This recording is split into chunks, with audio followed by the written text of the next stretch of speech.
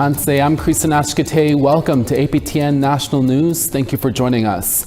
Sunday was the beginning of the G7 summit in Kananaskis, Alberta. The G7 is where the top global leaders meet to discuss the geopolitical issues of the day. APTN video journalist Rachel May is at the Media Center in Banff for the summit. I'm here at the 2025 Kananaskis G7. Behind me is where all of the press conferences will be held. So far, all of the global leaders have arrived.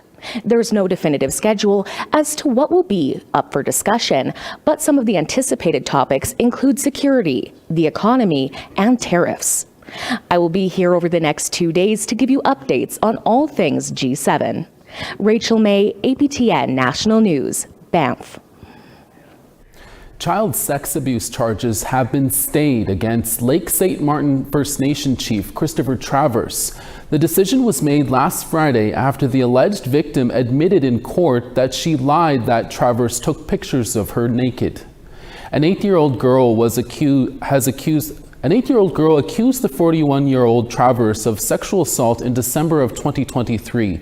In an interview video played in court, the girl said Travers took her to a bathroom and sexually assaulted her and took pictures of her. However, during cross-examination last Friday, the girl admitted she took the picture herself by accident. She said when her mother found the picture in her cell phone, she blamed Travers for taking the picture to avoid getting into trouble. Last April, court was adjourned after Travers was assaulted as he was making his way into the courthouse. 2 men were arrested and charged with assault. Their names were not released to protect the identity of the child. Travers is expected to resume his duties as chief of Lake St. Martin immediately. The RCMP are investigating after a body was found following a house fire in a First Nation in northeastern Alberta. Last Thursday at around 3:15 p.m., emergency crews were called to a house fire in Chipewyan Prairie First Nation located south of Fort McMurray. A body was later found after the fire was put out. RCMP is now working with fire investigators to determine the cause of the fire.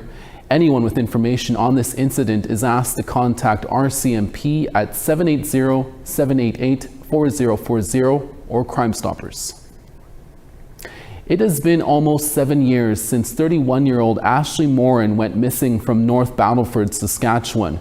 Now RCMP are searching the rivers in the Battlefords area as part of their investigation. RCMP is advising the public that there will be an increased police presence this week in the Battleford rivers. RCMP's underwater recovery team and historical case unit will be combing the rivers and riverbanks throughout the weeks to find any remains. Morin, who is originally from the Atakakup Cree Nation, was last seen in 2018 in mid-July and was last in contact with her family on July 10th of 2018.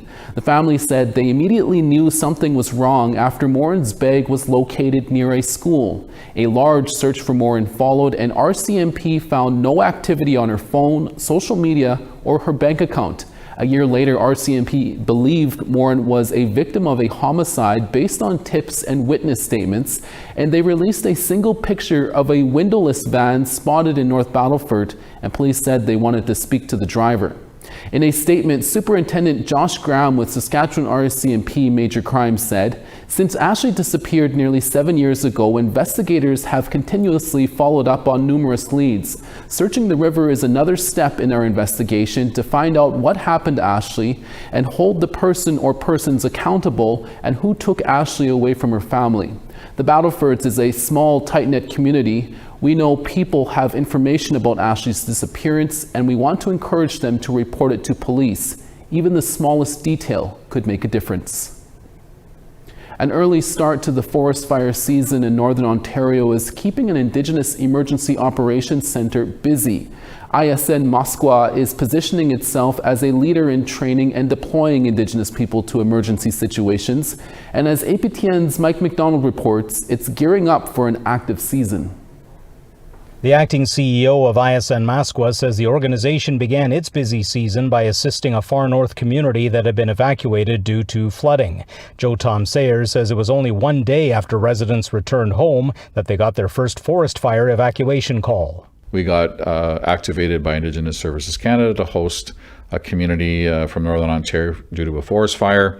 That's about 1,300 folks. Quickly after that, another First Nation of about 1,000 was evacuated under our care. And then more recently, the Sandy Lake First Nation were hosting probably close to 1,000 at this point, if not up to 1,500. Sayers says the moment ISN Mascua gets a call to assist, they waste no time getting to work. We immediately trigger our own process where we immediately look for accommodation sites, assemble our teams, build out our incident command tables, put in a communication plan, safety plans for folks given the sites that we're going to be hosting them in, all within 48 hours. ISN Mascua is wholly owned by the Missinaba Cree First Nation, and Sayers wants to see the company's model of First Nations helping First Nations adopted on a national level. With First Nations leading the supports around evacuations, that is the way of the future. We're demonstrating it, we're proving it on the ground and on the field. And we want to see this model, replicated across the country, and anything we can do to help other communities build that capacity out, we're there for them. Sayers says work continues on ISN Masqua's evacuation center, which will be located on the Missinaba Cree First Nation, which is about 340 kilometers north of Sault Ste. Marie. He adds phase 1 of the project will be finished by spring 2026, at which time they will be able to host up to 800 evacuees. Mike McDonald, APTN National News, Sault Ste. Marie. Across the country, the search for remains at former residential school sites continues, with many communities doing the work privately. One of those areas is located on a reserve in northern Saskatchewan, where technology combined with oral history has resulted in more discoveries in Beauval. First Nations University Indigenous Communications Arts student Tyrone Perreault now with a major public announcement from English River First Nation. English River First Nation in northwestern Saskatchewan has a long and painful history with the residential school system. The Beauval Indian Residential School, now demolished, operated for decades on this site. Like many others across Canada, searches are taking place near where the school once stood. A difficult but important revelation. I didn't go, my parents didn't go, or my grandparents didn't go.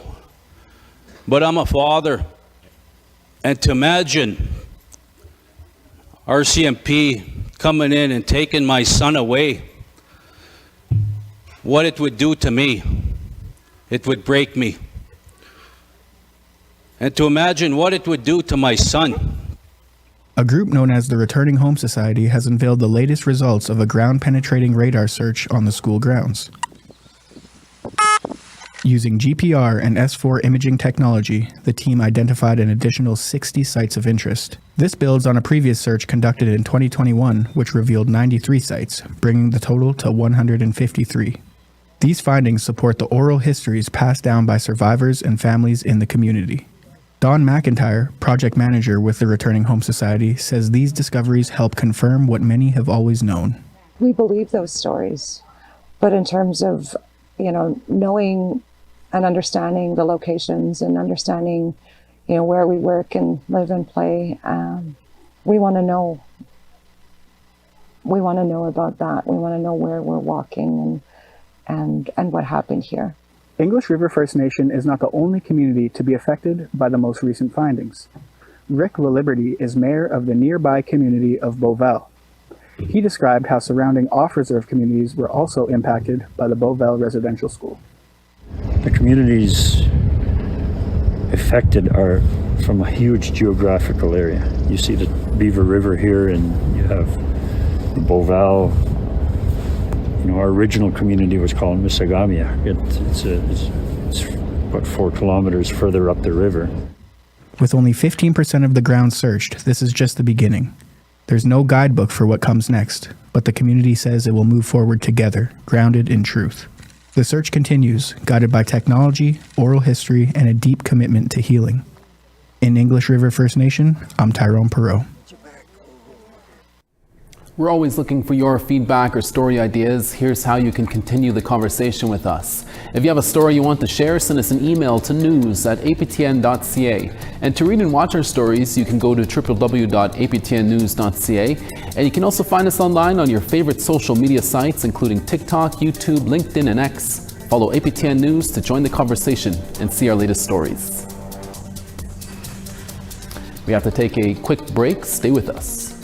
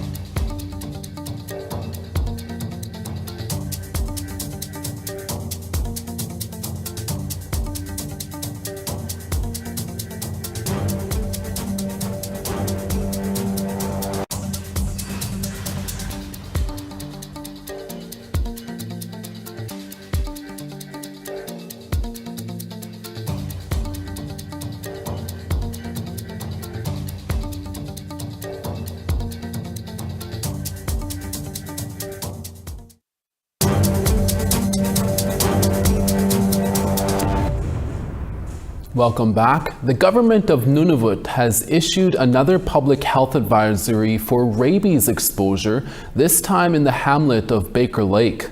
The health department states that 2 dogs with signs of rabies were recently put down after exposure to 2 rabid foxes in the area earlier this spring.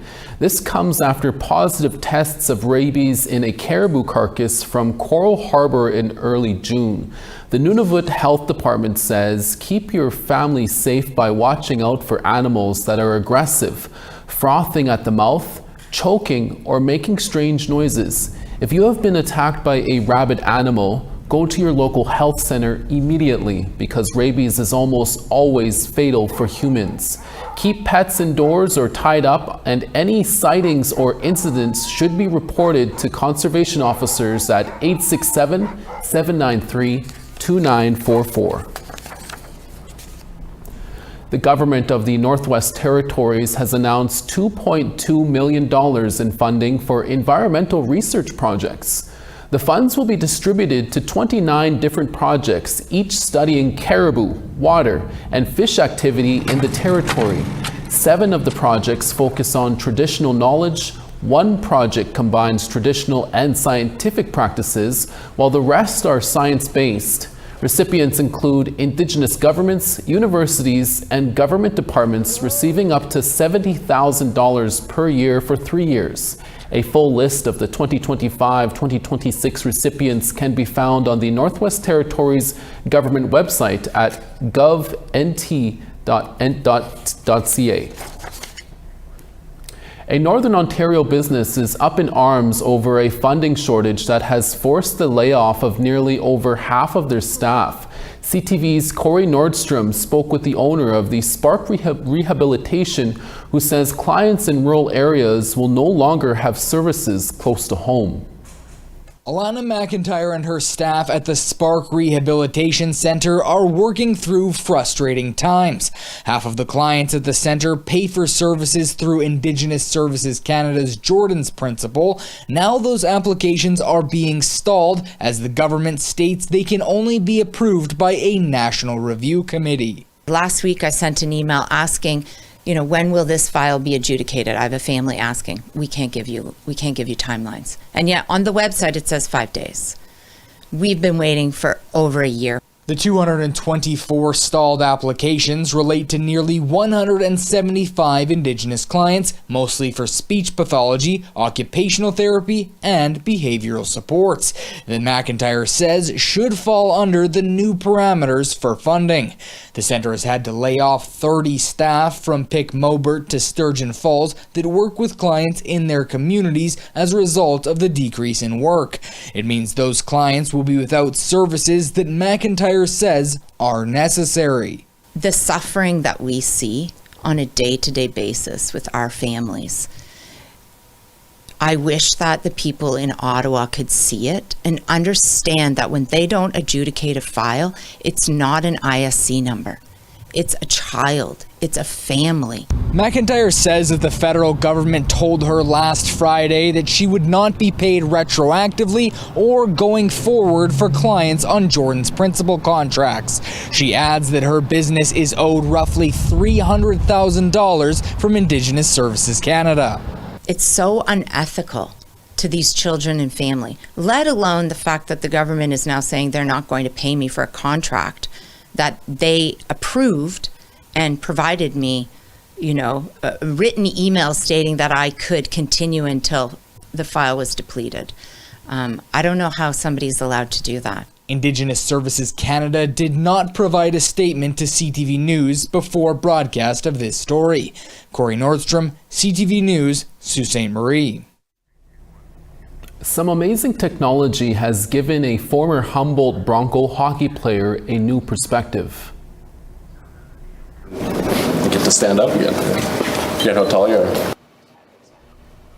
Ryan Stresnitsky demonstrated the Exo Motion, a robotic exoskeleton that runs along a 12-meter track, allowing him not only to stand but also walk at this facility in Calgary.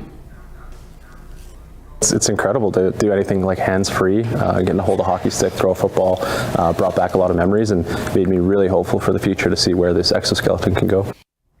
Ryan was on the Humboldt Broncos bus 7 years ago when a crash killed 16 people and left him paralyzed. Researchers hope the exoskeleton will assist people with spinal cord injuries and other conditions, including Parkinson's disease.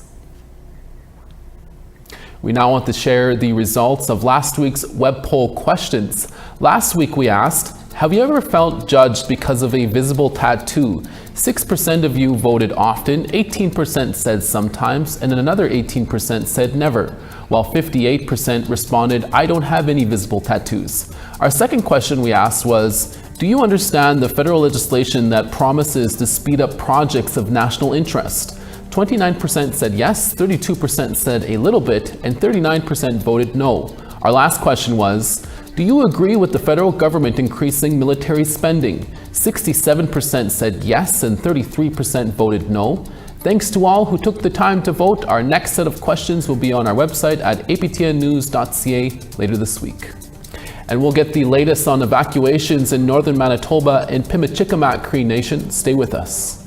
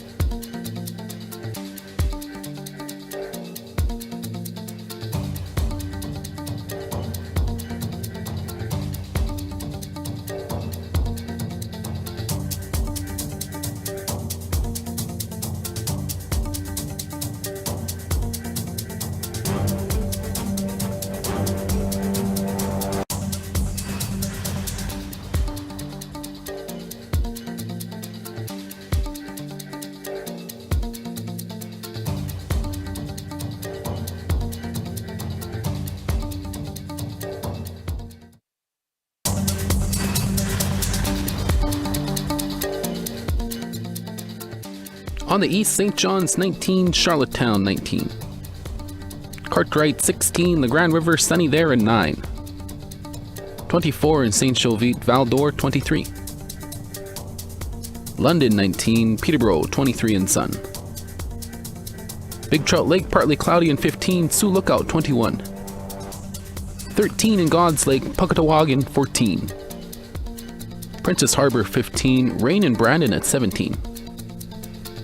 Showers in Swift Current at 13, Yorkton sunny and 18. Stony Rapids 17 and rain, Buffalo Narrows partly cloudy and 17. Showers in High Level at 25, Fort McMurray 23. Calgary 23, Edmonton 23 as well. 14 in Tofino, Vancouver 19. Fort Nelson 18, Dease Lake 21. 25 in Mayo, Dawson 26.